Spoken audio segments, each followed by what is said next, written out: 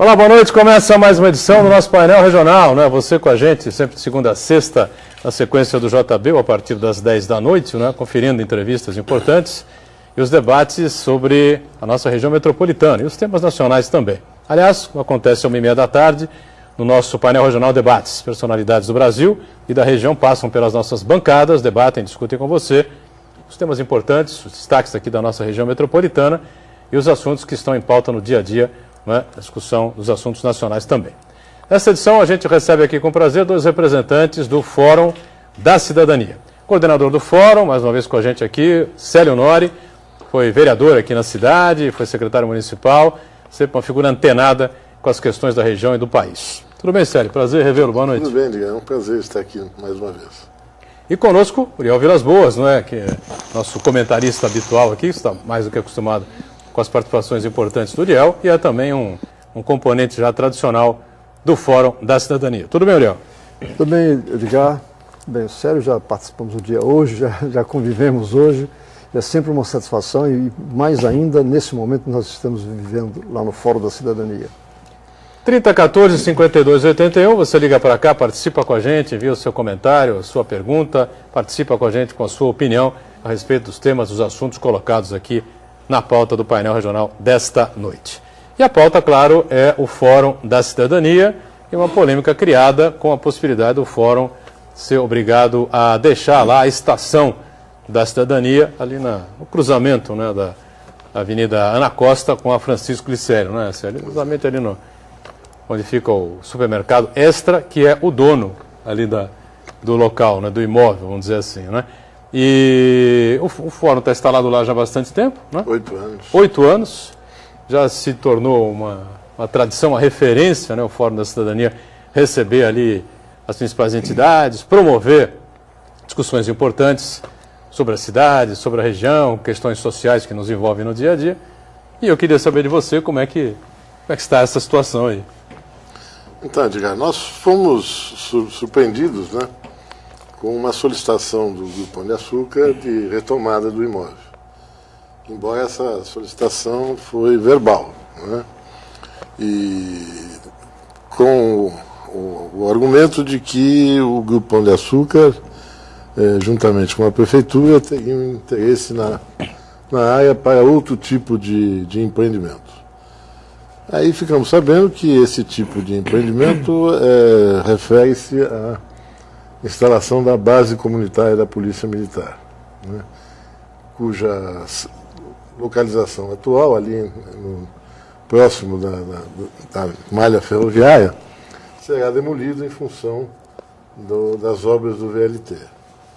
E nós entendemos que é importante a questão da segurança, mas realmente a questão principal não é o fato de lá ser a nossa sede, mas lá ser a Estação da Cidadania, que é um marco, uma referência, um local onde permanentemente se discute cidadania, se desenvolvem ações em favor da defesa dos direitos e do interesse público, e também um local onde mais de 50 entidades nesses 2 últimos anos se valeram das nossas instalações para realizar as suas promoções e iniciativas. Então, eu acho que a forma com que nós ocupamos aquele espaço, as finalidades que demos àquele espaço, propiciaram, digamos assim, um espaço ímpar, né, na comunidade. Se você pegar as estações ferroviárias existentes por aí, elas estão todas degradadas, algumas são até cortiços, né? E essa estação, particularmente, tem uma importância muito grande. Ela foi inaugurada em 1938 pelo próprio presidente da República da época, Getúlio Vargas. E atualmente é um bem tombado como um bem cultural em função da importância histórica, arquitetônica e do desenvolvimento urbano da cidade. Muito bem, Uriel Vilas Boas, que acompanha de perto, né, toda a importância que tem o Fórum da Cidadania, a Estação da Cidadania, também tem aí uma opinião formada a respeito desse assunto, né, Uriel? O Célio fez um resumo muito importante a respeito do que vem a ser o Fórum da Cidadania. Nós temos uma visão, e já inclusive foi motivo de Observação Sul em alguns programas, que a necessidade de você ter uma referência para a comunidade se manifestar. Porque não bastam reclamações, reivindicações individuais, atitudes de pequenos grupos. O que nós queremos é exatamente isso, é que haja o debate, é que haja a discussão, é que haja a manifestação em todos os sentidos. E nesse aspecto, o Fórum da Cidadania oferece essa possibilidade. O Célio já tinha manifestado isso. Nós temos um posicionamento suprapartidário, lá não temos a caracterização deste ou daquele partido político. Lá participam pessoas das mais diferentes origens, de modo que a gente possa discutir as questões e encaminhar essas questões, esse debate, participando, por exemplo, da discussão do plano diretor e abrindo possibilidade de vários segmentos se manifestarem. E eu acrescentaria o detalhe que o Célio falou em relação ao patrimônio. É uma localização especial, ali na esquina, Glicério com a Ana Costa, e é uma estação muito bonita. Estação que está na cabeça de muita gente que usava o trem e que ainda tem saudade. Eu cheguei a viajar algumas vezes no trem da Sorocabana, e ali é um patrimônio que deve ser preservado no maior, com todos, e não bastaria pura e simplesmente ter o patrimônio. Não bastaria pura e simplesmente fechar a porta e deixar aquele patrimônio parado. Ele é utilizado e muito bem utilizado. Então, nós estamos com essa preocupação na busca de soluções negociadas. Nós queremos encontrar uma saída para o problema. Aí eu já complemento dizendo que eu sou morador do bairro do Campo Grande, onde tem a base comunitária da PM. Nós queremos no bairro do Campo Grande uma base comunitária da PM. E não necessariamente que ela seja colocada ali, porque nós queremos que seja mais perto do bairro, mais centralizada no bairro, e há condições de que isso aconteça. Agora, é curioso porque nós temos existe uma base da Polícia Militar, a gente até conversava sobre isso antes do programa começar, né? Ali na Francisco Glicério, em frente ao Mendes Convention Center, né? E a distância, qual é a distância? Menos de 200 metros, né? Menos de 200 Menos metros? de 200 metros. Eu ia falar uns 500 metros, isso está muito alto, né? Ela fica exatamente entre a Avenida Ana Costa e o Canal 2. Né? Isso. E ali é exatamente em frente ao centro de convenção. Né? Então é menos de 200 metros e ainda há uma outra área na Avenida Ana Costa, né? Quase esquina com a Francisco Glicério, quem vem da praia.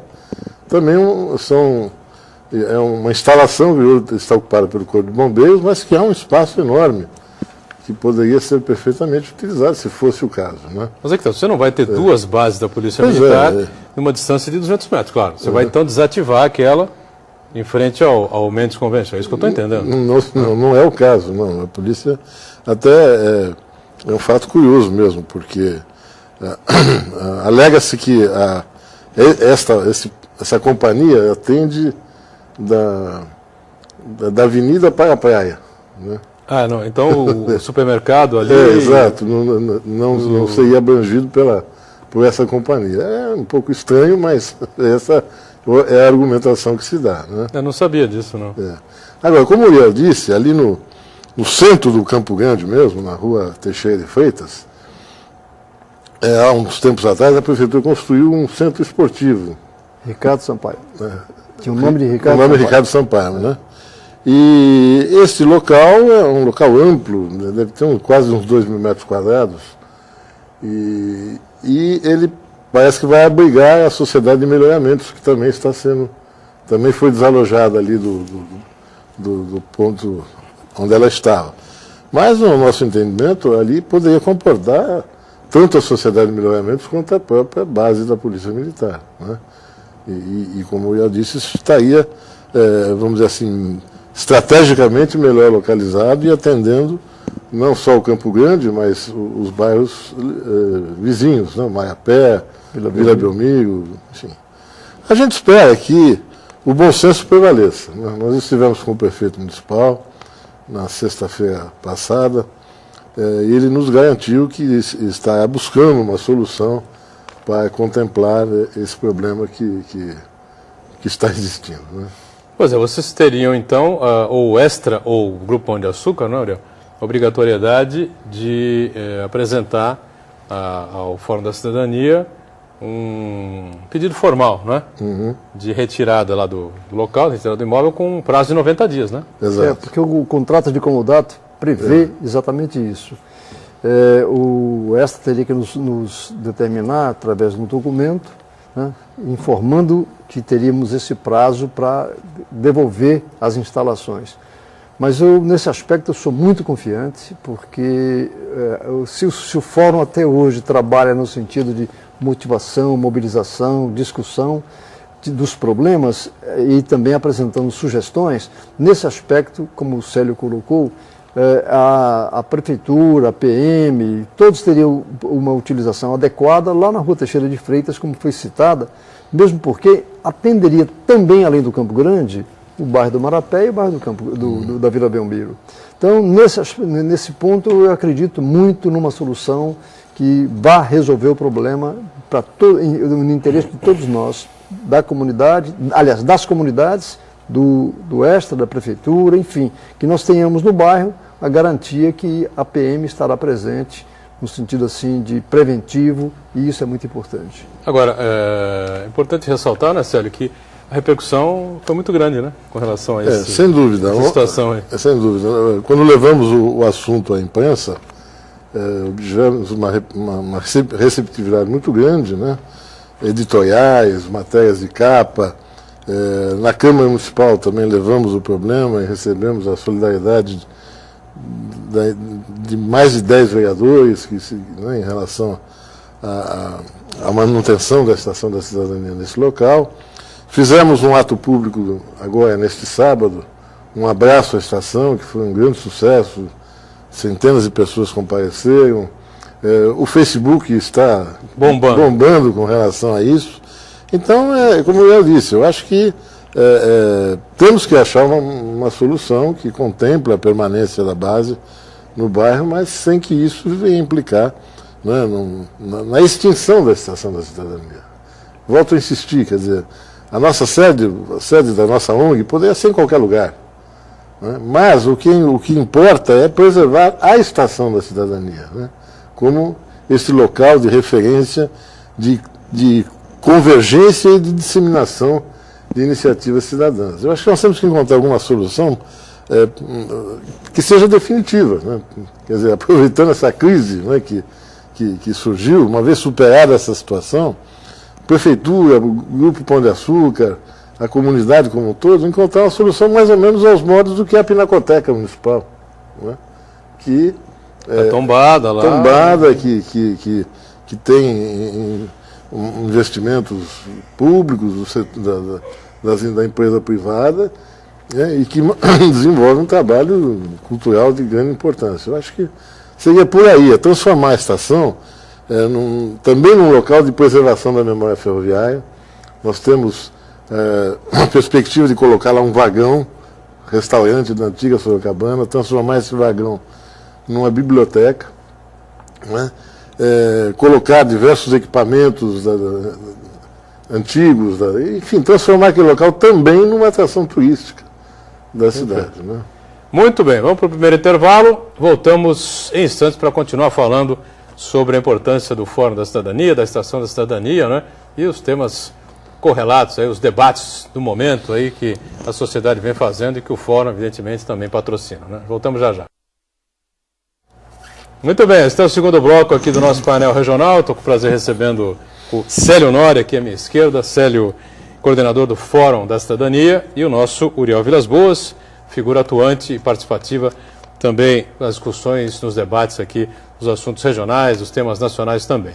30 14 52 81, você liga para cá e participa com a gente também a falar os assuntos que a gente está debatendo aqui, opinar, ou então levantar outros temas aqui para o Célio e para o Uriel também. Bom, está sendo criado aí na Câmara Municipal de Santos a Câmara Jovem, é isso, né, Célio? A gente já discutiu isso até hoje no programa Painel Regional Debates, às 1h30 da tarde, e aqui para a cidade vai ser, me parece, uma iniciativa bastante interessante, no sentido de que, desde cedo, desde criança, de menino, que a gente consegue criar a cultura aí no jovem, no futuro cidadão, né? Eu acho que a iniciativa é por aí, né? E o Fórum está envolvido, né? Sim. No ano passado, no final do ano passado, nós desenvolvemos uma ação chamada manifestação, na época das manifestações de junho, né, que ainda estavam repercutindo. Foi uma iniciativa que fizemos no SESC, dentro de um projeto chamado ECA, Conhecer para Reconhecer, que tem inclusive o patrocínio da Petrobras.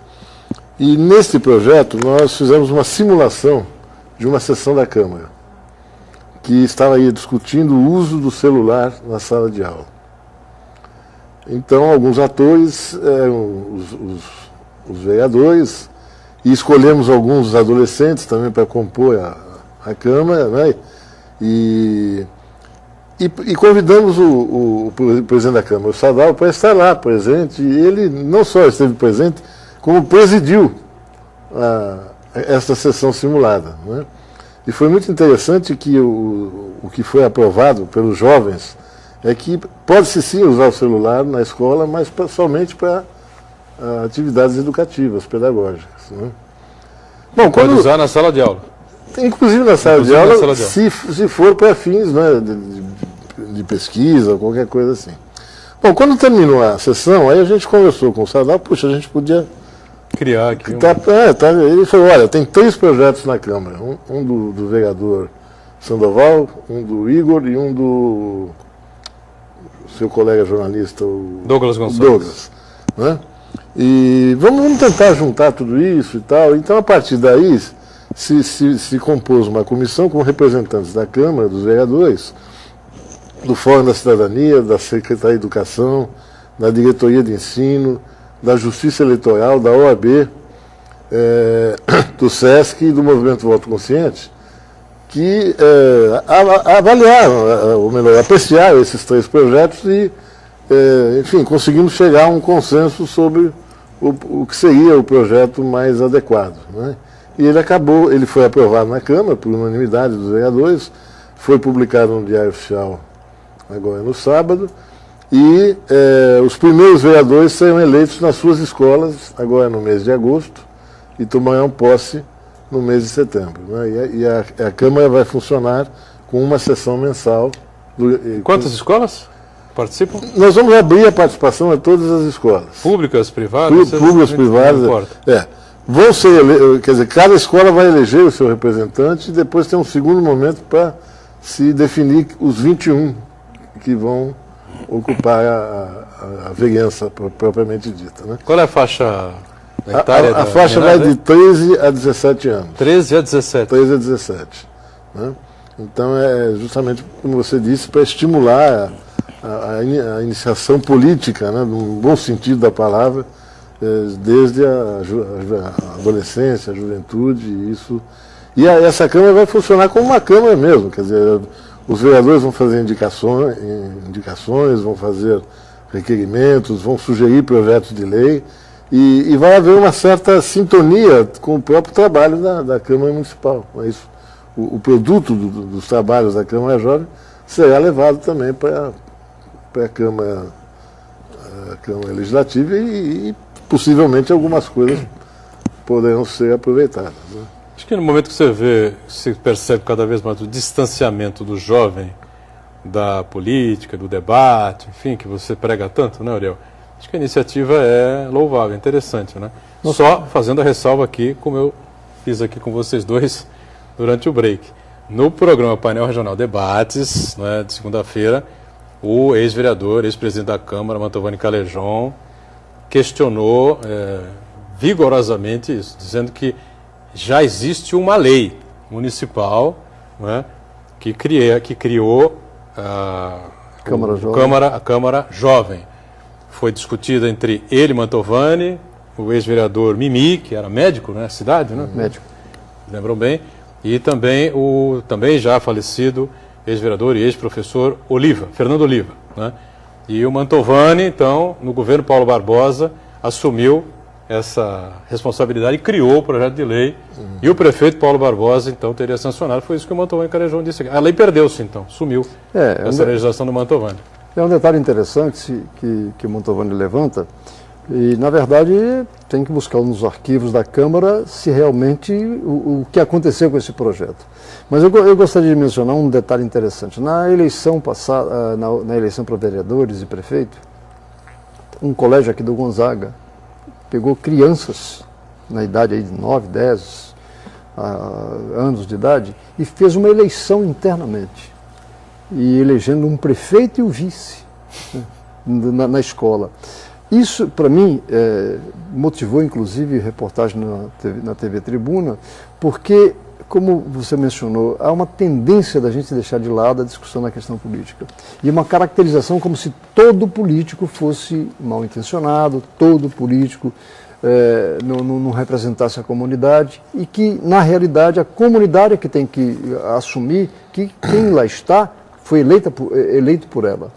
E nessa questão da Câmara Jovem, que o Fórum está participando dessa discussão e desses encaminhamentos, eu acho muito importante, porque nós temos que aproveitar o nível estudantil, seja ele qual for, seja público, privado, seja colégio, seja universidade, para discutir essas questões, porque isso é que vai mudar o quadro. Se nós ficarmos pura e simplesmente na caracterização que não tem participação política, não tem partido político, nenhum político presta, se ficarmos dessa forma, o prejuízo é da comunidade.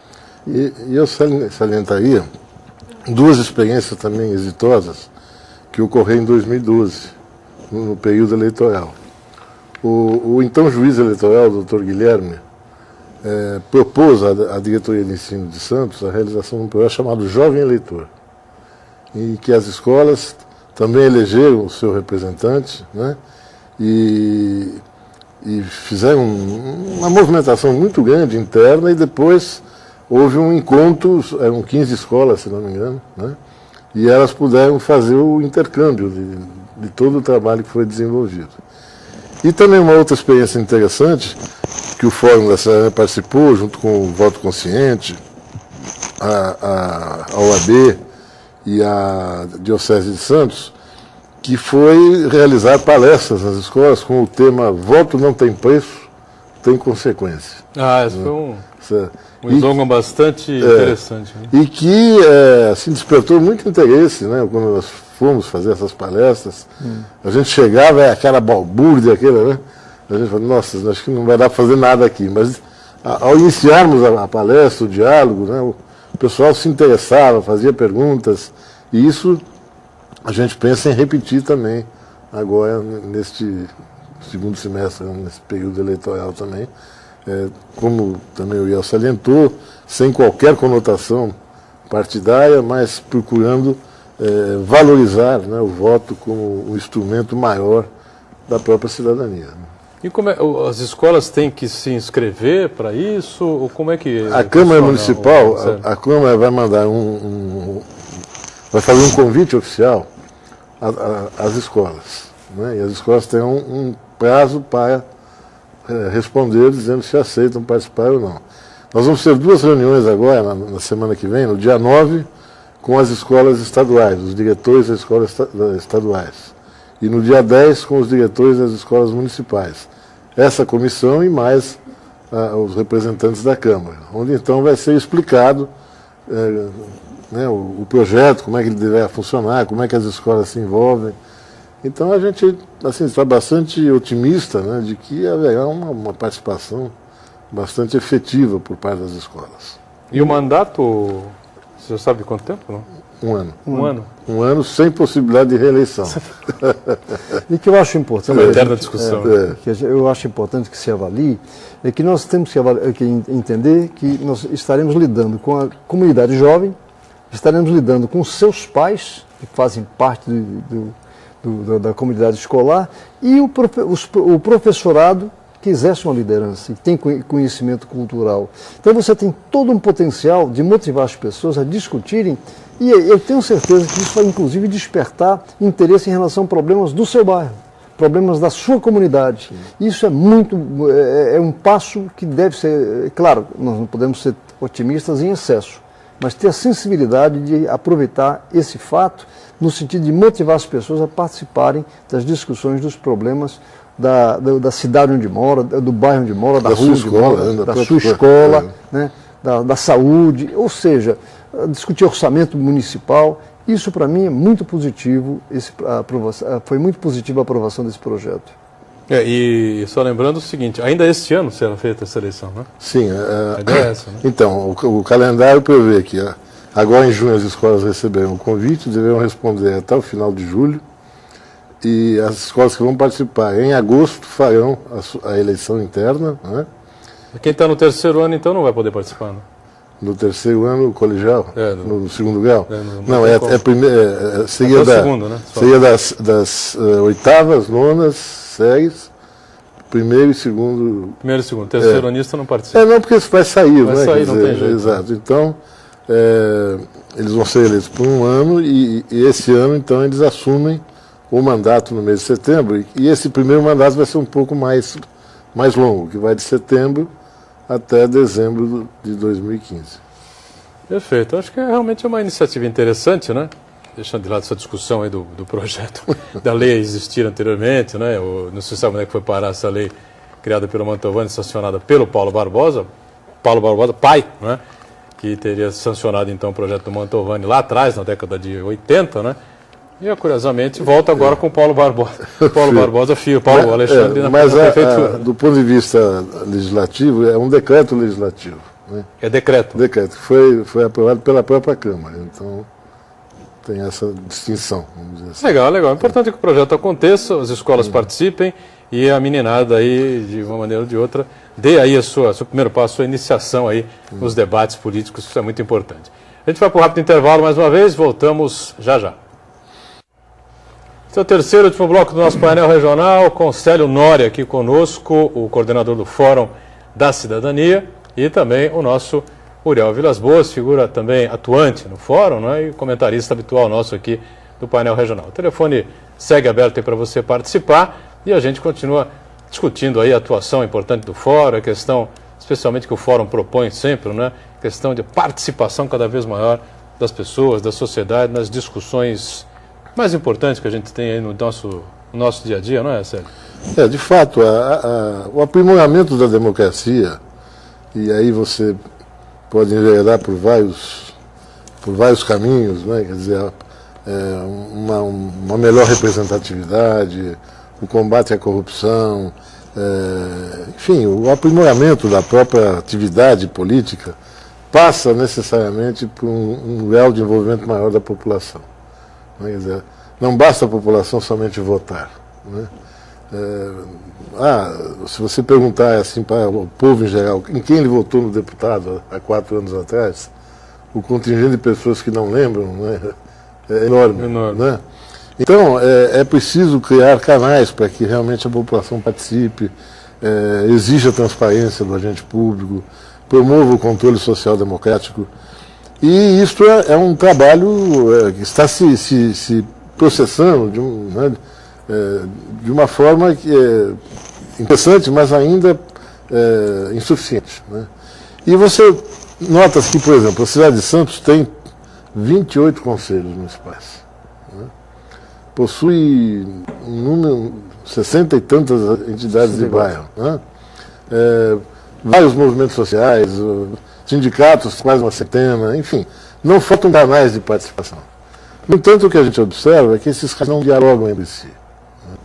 E cada um agindo segundo os seus próprios interesses e faltando realmente momentos dessa integração. Então, vou dar um exemplo.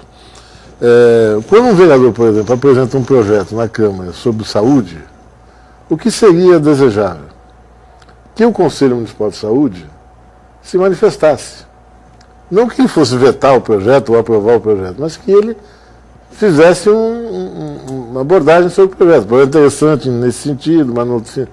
Enfim, quer dizer, daria mais respaldo, mais subsídios aos vereadores para analisar aquele projeto. Né? Então, isso seria interessante. Nas conferências, por exemplo, você faz as conferências, a cada 2 anos você tem conferência de tudo. Né? Quer dizer, e o que acontece? Se aprovam várias propostas na conferência e isso não reduz em nada. Quer dizer, o povo vai, participa, debate. Acaba gerando um descrédito. Um descrédito na participação. Então, nós entendemos, por exemplo, que a secretaria que promoveu a conferência, o conselho, o próprio gabinete do prefeito, a partir de de 3 meses, 5 meses depois da conferência, voltasse, desse um retorno à sociedade. Olha, foram aprovadas 20 propostas na conferência. Dessas 20, nós vamos aproveitar 5. Por tais e quais razões? Vamos incluir isso no orçamento. Outras tantas nós vamos deixar isso para um outro momento. E outras tantas nós não vamos utilizar porque não se adequa ao plano de governo, ou não há recursos, ou qualquer coisa assim. Quer dizer, isso valorizaria a participação, né, nessas conferências. Então, o que nós entendemos é que é preciso criar um sistema de participação, onde essas, né, conferências, conselhos, Câmara de Vereadores, possam efetivamente ter momentos de interlocução.